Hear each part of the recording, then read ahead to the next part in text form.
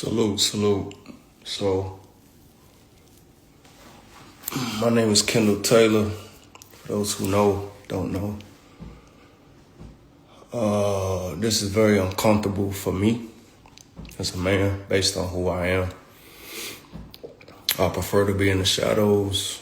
I prefer to let my work, my character, and my heart for the Lord and for people to speak for me. However, when I find myself in an environment where my wife feels compelled to go to war for me, that's a problem. So against my own methodologies and comfortability, I have a duty to cover my wife and my family. Those that know me know I'm very strategic in how I express emotions, express frustration, and anything that requires a response versus a reaction. What I'm not going to do is allow my wife, my queen, to be in an uproar and do something that causes her to step off her throne of class and sophistication and virtue that I adore about her. So here we are. Be clear, I'm in the manhood business. I deal with men. And as a man, if I have an art with you, if I have a problem with you, I reach out to you direct and we could science that out. And so since a man chose to take shots at me regarding my manhood, let's cook. I've been married to my beautiful bride for 11 going on 12 years. Y'all want to know who I am and what I do? Pause. There's a difference, in my opinion, there's a difference between journalism and blogs.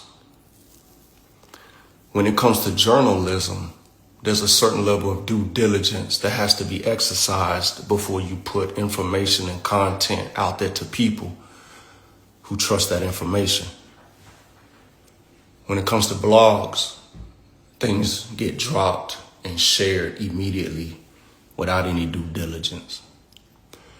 When I met my wife, I was running my own multi-million-dollar company, period. That means her success, her career didn't build me, didn't shape me.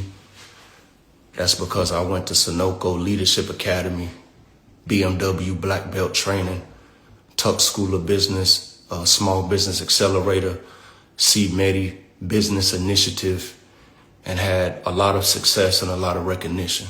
I'm grateful for those things because I am a justice impacted individual and I had to overcome tremendous adversity and circumstances in order to break a lot of criminogenic mindsets and trauma and behavior that was keeping me living at a lower level than what I was capable of.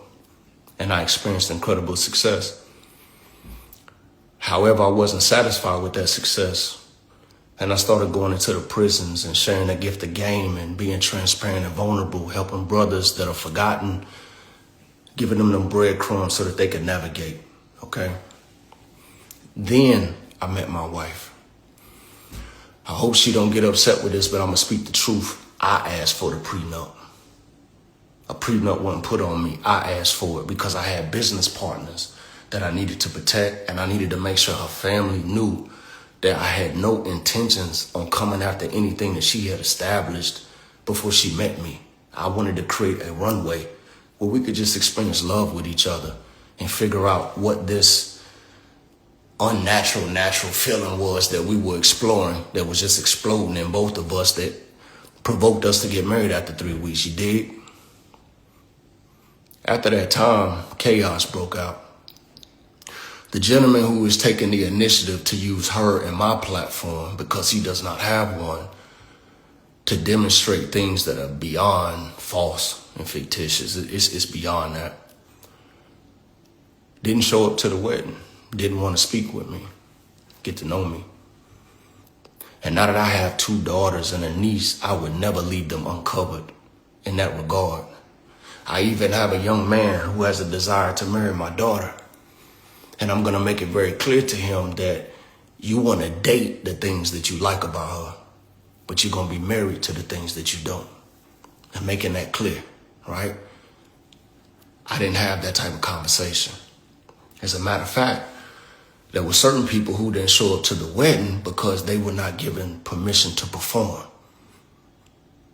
My wedding was not going to be a performance. And that's why we got married in secrecy in 2014. And then we redeemed that opportunity to have a wedding in 2015.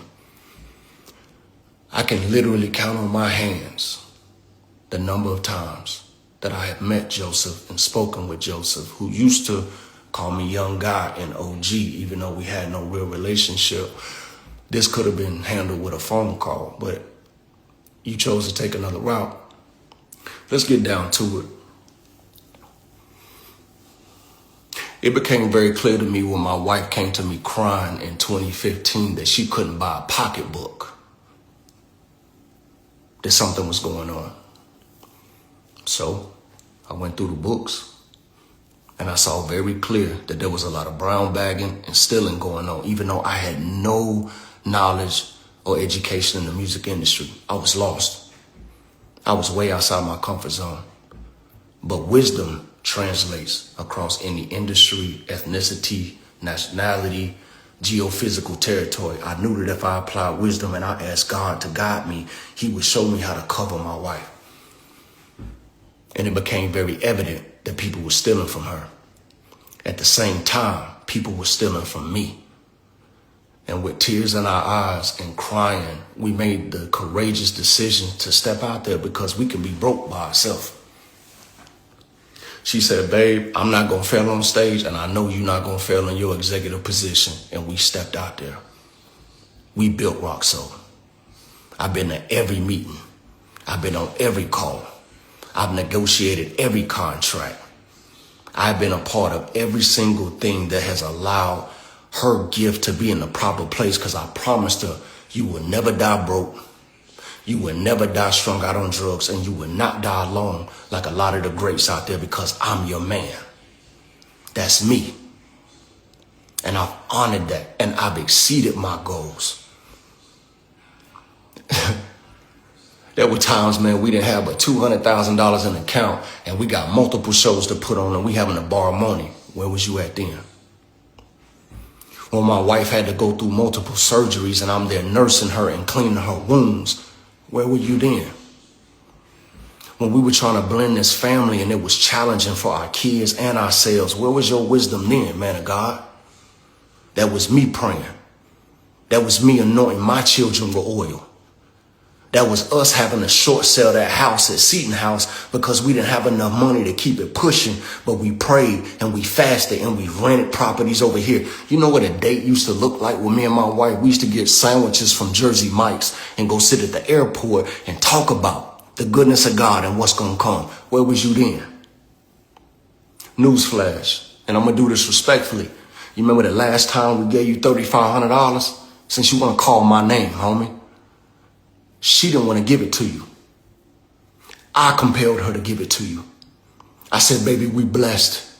And if we hold everything in our hands tight, God can't trust us. It's not about an individual. It's about him exercising his faith in us. I'm the reason you got the money. I'm the reason a lot of people in the family have gotten the money, because I don't hold on to money. You want to ask me what I do? It's my company with my wife. And this is the first year. What is this, 2026? We've been doing this since 2015. This is the first year I drew a paycheck. It's the first year. Do I set the paycheck for myself? No. This is a business. So we have an enrolled agent who establishes what's a reasonable salary. So if I take, anyway, moving forward. Last thing, I got too many young men around the country that I represent. I am the CEO of Salute First and Salute First Global. We are out here changing lives in school systems and prisons. We on track to give out 100 scholarships this year. We're doing internships, STEM camps. We got summer camps going in Ohio and Gary do one in Lori. We doing drone certifications. We bringing in graphic design and technical skills. We got partnerships with community colleges and universities. And you ask me what I do. It's because I don't do this. I don't do this, man, because I have yet to see that I made a post and it translated into impact for my students. I've yet to do a post and it brought me a contract. So I post some things from time to time. But my reward, my likes and my follows come in the lives of those that we impacted. We got programs on over 1 million tablets around the prison system around the country. I am part of the governor's executive team. That's all I'm going to share about that. But I'm part of the governor's executive team. What do? I make impact. I stay humble. I continue to trust God because sometimes I find myself outside of my comfort zone and outside of my realm of understanding. But I know I can do all things through Christ. So I'm not going to continue to let you go out there and talk about I stole some money when I got rid of the people who stole. And let me bow out like this, man. This done went on too long. This ain't even me, and I'm going to have some people upset with me, but that's okay. One thing I make sure of is that when we build something, that beautiful lady I call my wife, she's got the keys. I make sure that when we build something, she's got the keys. Because if something ever happens to me and she doesn't have the keys, I left her in the worst. My bad, I don't know what's going on. I leave her in the worst position that had she ever been my wife. Our master account, she begs me monthly to go over there and put my name on the account. I don't need my name on the account. If I need a code, because we got to send a wire, Tasia has to send the code. Because it's important for her, after all these years, to have control. Steal? I don't have to steal something I helped build, man. But we're not going to let you go out here and get a platform when you don't even know my daughter. You've never met our oldest son, Trey. Zion has testified to that. You're not a part of our lives. That's not because I pushed you out. You know how many times I sat with my wife and told her that I pray that this family can be restored? I'll never stand in the way of it. I want to talk about it? Rico, you know I've never stood in the way. Teeny, you know, I've never stood in the way. Zaby, have I not treated y'all like brothers the entire time? Though I know lies were spread on me. Though I know people talked about me, have I not treated you like a brother every single time you've been in my presence? It's got to stop. If you upset, pick up the phone, make a phone call, but y'all don't talk. It's unfortunate.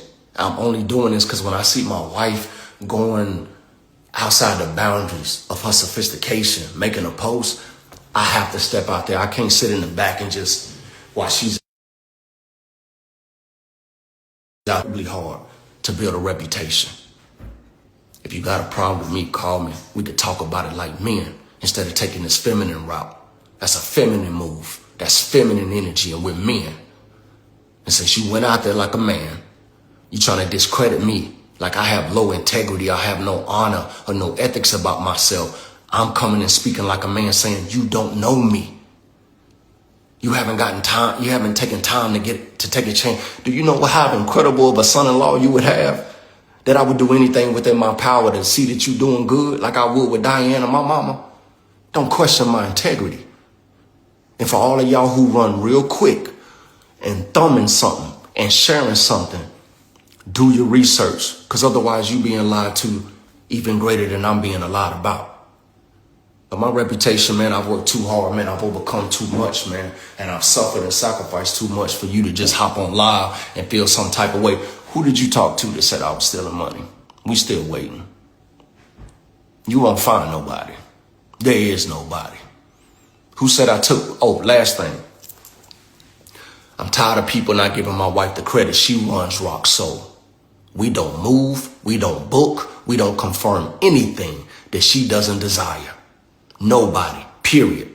In the same breath, we don't release, fire, or change somebody that she doesn't desire to have removed a place. I don't fire nobody. Nobody's gotten a termination letter from me. I'm not the CEO of Rock Soul. I'm the president. We follow her when it comes to Rock Soul. They follow me when it comes to Salute. So give her the credit and understanding that she can make smart business decisions, that she's got intuition, that she's clever, that she's got a business head on herself, and stop taking ownership, because what you do every time you say I do something, you discredit her growth and her achievements as a boss. You could have called me. Stop all of this. You stop, she stop, y'all don't talk no other time. So let's not use this platform so they can make a mockery of it. This ain't Black history. This ain't character. This ain't kingly. And none of this is of Christ. I hope I haven't said anything to offend you. I hope I haven't said anything that I have to repent for. And I damn sure ain't said nothing that ain't true. So you want to know who I am? This is who I am. And now I prefer to go back to the shadows, but I'm not going to be looking over my head when I'm walking around the arena at the shows and I'm walking in the meetings with people looking at me sideways. Nah, you haven't earned that right to discredit or question my integrity, because I built myself before I even knew you or my wife existed. And I'm going to maintain my character as long as God gives me an opportunity, because I answer to him. I don't answer to you, and I never bow my head before no man but Christ my Lord. So I ain't going to bow before you now. I forgive you. I forgive you. And if I've done anything that makes you feel a certain way, find it in your heart to forgive me, since we talking that God talk. We all trying to figure it out here. But let's do it in love. Let's do it in privacy, and let's do it with integrity. This is messy. And I don't like this feminine energy. It stops now. Salute.